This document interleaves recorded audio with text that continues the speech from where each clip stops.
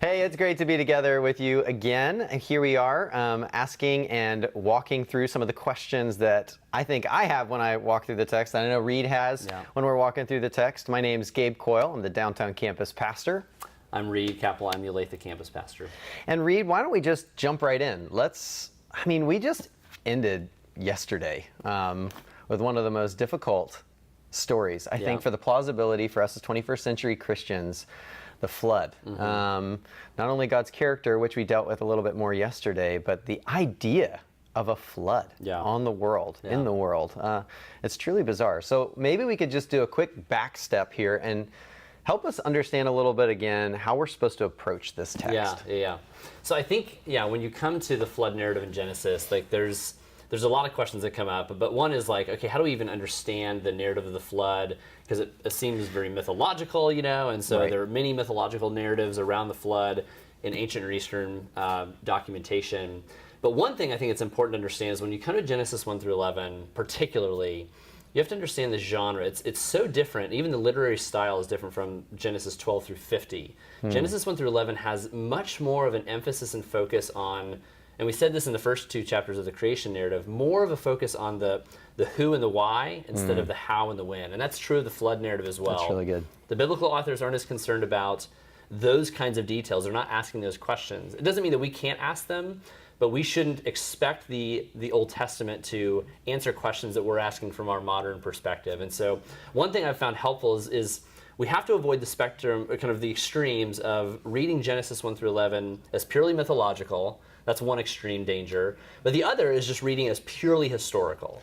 And that's not to say the events of Genesis 1 through 11 aren't historical. Right. But the focus is on trying to help us understand a theological framework. And there's this line that John Walton says in his book, which I'll reference, The Lost World of the Flood.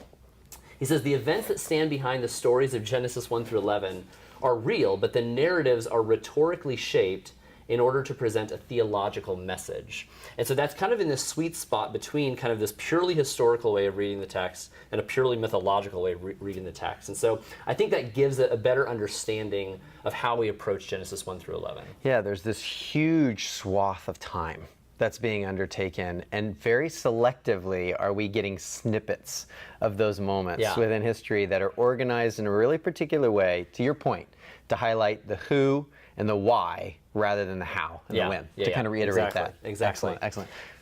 Well, the other thing I was just going to add to that was when you come into Genesis, like, keep in mind, the authors are writing from an ancient Near Eastern cosmology. Right. So when they refer to the world, well, the world is what they have seen and observed, so which is actually much smaller than what we know of the world with the Hubble telescope and all that stuff. And so you have to kind of enter into that perspective. When you hear the word world in Genesis 1, it's a different meaning to the biblical authors than what we might understand today. So they're not trying to do the history of science or the scientific method of history that we would normally go, where we're trying to capture pictures, like all the specific details. Not that they're not paying attention to details, not that world couldn't mean all of the world, but it definitely should give us a little more lexical flexibility when we're stepping into that, seeking to understand what was the ancient Near Eastern mind expecting when they read that or heard that versus what we naturally expect. Yeah. But to that point, here's a question for you, Gabe. So does that mean that there is no evidence for a worldwide flood or a flood of any kind? I mean, how do we think about that from a scientific perspective? Well, so growing up, I remember learning I went to a smaller Christian school, but I remember learning in earth science and talking about some of these questions, right? This is a live question for all of us. Like, is there even any evidence in the topography of our world for something like this? And what's fascinating is that if you go up to the tallest mountains, you can find not creatures that would normally live on the top of tall mountains, but you'd find ocean-dwelling crustaceans, in their fossils are on the top of the mountains, as well as these like giant stones that have what appears to be like water erosion that has made them these smooth, round boulders on some of the tallest mountains we have, which at the very least, in the topography points to the possibility of a worldwide flood. Yeah. And there's a lot of other evidence too of even like large quartzite stones the size of like almost 3-story homes they've been found, like their original location was on one side of like the Rocky Mountains, and they've been found in these prairie plains in northern Alberta on the other side of the mountain range. So it's like, how does a stone of 18,000 tons move across a mountain? And so and again, there's a lot of evidence for why there could be some kind of catastrophic flood, but to the point of, do you have to believe in a worldwide flood in order to be an Orthodox Christian? Not necessarily, but again, the point of the biblical authors is trying to show there was a real flood that took place, yes, but there's a theological principle that's more important than understanding the details of the how and the when. So yeah. Right. And once again, to make it abundantly clear, we're not saying that Scripture is somehow wrong in its details, but the historical details that it does lay out are unbelievably trustworthy. But just remember the aim at which they're shooting. Yeah. You know, what's the target they're shooting at? And can we also make sure we're lining up with the author's original intent, rather than bringing our own cultural biases to the text, which is a struggle everywhere, isn't it? Yep. So, okay, so thinking about, was there a worldwide flood? Is there any sort of archaeological evidence and broader topographical, is that a word? Yeah, let's go with it. Evidence in the topography of the world for a potential worldwide flood. There's another way of going about this conversation. Are there any other stories about worldwide floods and floods broadly? So in the ancient Near East, I mean, and virtually in every culture around the world, there is a flood narrative rooted in its heritage. And so one of the most common, if you've taken a Western Civ class, you've probably come across the Epic of Gilgamesh. It's great bathroom reading. But there's a story of a worldwide flood. In it, a lot of similarities. There's divine judgment. That's why the flood has been brought about. There's a hero that survives the flood, which is Utnapishtim, I think. And in that, there's also even a similarity in the terms of the doves and the ravens that are released. There's a lot of similarities. And so from a prima facie kind of reading of these stories, one might conclude, well, see, the Bible's story of the flood is not true because there's all these other ones. It's borrowing from these other traditions. And I can understand how someone could come to that conclusion, but just because there's other flood narratives and other traditions doesn't mean that the Bible's story of the flood is incorrect. Similarly to the way in which you would think about how different cultures might be telling the story of 9/11. Different people in Canada might tell that story in a different way than people who lived in New York City. In the same way, a person who lived in ancient Egypt or someone who lived in southern parts of Africa are going to tell the story of the flood differently. So just because there's different narratives doesn't mean that the Bible story is wrong.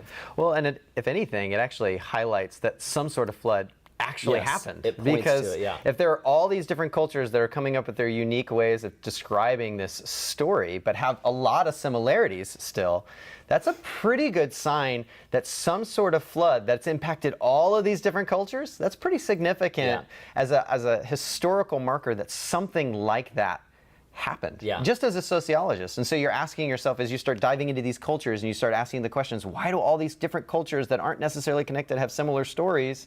Something must have happened. Something must have happened. So. And what's really interesting when you get into these narratives, and I haven't done a ton of digging, like I'm not an expert in ancient Near Eastern documentation, but while there are similarities, the thing that actually is so strikingly contrastive is the differences between the gods of the ancient Near Eastern stories and Yahweh. In many of these other deluge narratives, the gods hate humans, and there also is this kind of symbiosis relationship where where the gods need humans, but they kind of despise them. Where in the story of the scriptures, Yahweh doesn't need humanity but loves humanity. And you also see in these ancient Near Eastern stories the gods releasing the floods, but then being fearful because now it's out of control. And so, which is so different from Yahweh. The gods didn't know what they were doing. They're like, bring it back, bring it back, bring it back. It's like, what have we done? But Yahweh is sovereign over the flood waters, which is a unique contrast. You see a lot of different particular differences between those gods, especially like in one, I think it's in the Epic of Gilgamesh, where one of the gods says they brought the floods because they were tired of the noises of humanity. It's like the ancient Near Eastern gods were basically your neighbor who hated like house parties, like keep it down. And so, but Yahweh is a God filled with compassion even in his judgment, as we see in these stories. So a lot of similarities for sure, but what is of unique point is the stark contrast between Yahweh in the flood narratives and the other gods in the ancient Near Eastern stories. And you think about those early Israelites hearing this story, and they would have instantly, they would have heard these other contemporaneous flood stories. And what they would have heard wasn't, oh, there's a flood. That wouldn't have been the question they would have been asking. The question they've been asking is, what's different about this God? Who is he? What's he like? Why would he let this happen? And what's his plan? Right? Yeah, absolutely. Okay, so maybe last thing, let's talk about the weird stuff. So Wait, this hasn't been weird up to this point? Oh, it gets weirder. So the sons of God and Nephilim, maybe quick thing to kind of end on. How do we make sense of in Genesis 6, 1 through 4, Yeah. sons of God and Nephilim? Any attempts to bring some solution there? Yeah, and there are two primary views out there, and there's a third tangential one, but the two primary ones are, one, you look at, and I'll start with maybe, well, it doesn't matter. One of them is that seeing the sons of God as kind of these really powerful kings, and the daughters of men as kind of like their harems, and they amass amounts of power and are exercising untold injustice this world over, in the midst of their now amazing power that they have, and so on. So that's one viewpoint with the sons of God and the daughters of men. That's how maybe some people would parse it out.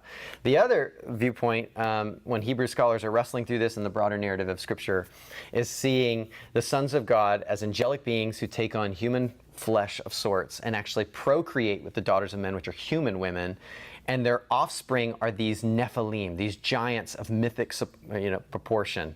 And now you have this strange, supercharged human that is carrying out untold evil across the world. These are the mighty men of old and renown. And they're releasing a kind of evil that's just beyond comprehension in the world. Right. And what's so fascinating, some scholars have noticed how you start to see this trend. And so you'll find out this next week that Genesis 10 and 11 aren't chronological. And some have even asked the question, how much of Genesis 1 through 11 is chronological? Is it actually in a sequential order? And so when you get to Genesis 6, you find this all-out rebellion, some scholars would say, of the angelic hosts. And they are now seeking to undo God's world in a way that we couldn't even fathom. And so you get to Genesis 6, and in Genesis 3, the serpent, as well as these angelic beings, are trying to create this supercharged human to undo God's world because they actually know God's plan. Some scholars have said God's plan that has been from before the foundation of the world. Paul talks about in Ephesians chapter 1 that actually there is a supercharged human that's coming. And when you look at these supercharged humans made in Genesis 6, what do? They bring out untold violence the world over. I mean, destroying God's world. But when God's plan actually is enacted, and He sends His Son, His supercharged the God-man, fully human, fully God, and He comes and He's born in this most unbelievably vulnerable way. When He exercises His power, it's not to bring violence the world over, but to receive violence and so bring shalom. This is what God's always been about. And we already now in Genesis have these shelves for these supercharged humans. All the way back then, for God become flesh. Somehow these two worlds, the world of the Elohim that we saw all the way back in Genesis 1, and the world of the Adam, of the man, of humankind, melding together in what God always had in store. So at least that's some ideas as we seek to piece together our whole Bible and not divorce and try to demythologize, really, this whole unseen realm of reality that we often don't even recognize. That's cool. Well, there's so much more obviously we could talk about. This is beautiful, Gabe, it really is. I just want to end maybe with just 3 quick resources if you would like to learn more about this. I've already referenced one that Gabe showed, The Lost World of the Flood by John Walton and Tremper Longman III. With a name like that, you've got to be a great theologian. But a great book I highly recommend. And then 2 online resources that kind of don't play well together. They're kind of on opposite ends, so to speak, of the theological perspective. One is Biologos, maybe a little bit more left-leaning theologically, and then there's Answers in Genesis, and maybe a little bit more right-leaning. And what I would say is if you're more of a young earth kind of person, maybe go check out resources in Biologos, really be challenged there. If you're more of an old earth person, go to Answers in Genesis and kind of look at some things that perhaps you haven't seen before. And so hopefully those kind of challenge your thinking and give you some clarity around some of the questions in Genesis 1 through 11, particularly around the flood. So yeah, thanks for tuning in. And if you have questions, comment for sure, and we'd love to try to respond to them as we can. So yeah. Pleasure to be with you.